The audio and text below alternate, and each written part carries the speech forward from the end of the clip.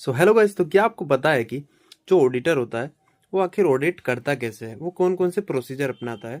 तो उसके लिए मेनली दो प्रोसीजर होते हैं।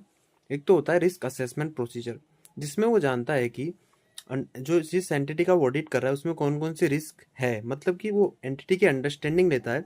फिर वो रिस्क को असेस करता है, मतलब रिस्क भापता है। उसके बाद में जो प्रोसीजर आता है वो होता है फर्दर ऑडिट प्रोसीजर। उसमें दो प्रोसीजर होते हैं।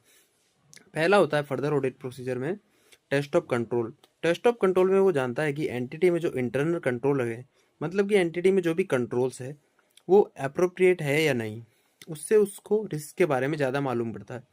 टेस्ट ऑफ कंट्रोल के बाद में वो जो करता है उसको बोलते हैं test of detail. Test of detail में टेस्ट ऑफ डिटेल में वो डॉक्यूमेंट चेक करता है।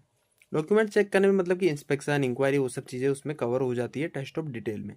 टेस्ट ऑफ डिटेल में जैसे कि फॉर एग्जांपल वो बिल्स चेक करता है, अलग अलग परचेज सेल के बिल चेक कर लेता है।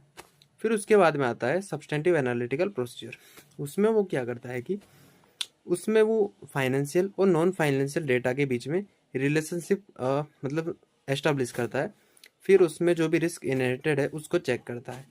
और ये जो डेस्कटॉप डिटेल और सब्सटेंटिव एनालिटिकल प्रोसीजर है, ये दोनों प्रोसीजर एक प्रोसेस में कंबाइंड है, जिसे बोलते हैं सब्सटेंटिव ऑडिट प्रोसीजर्स।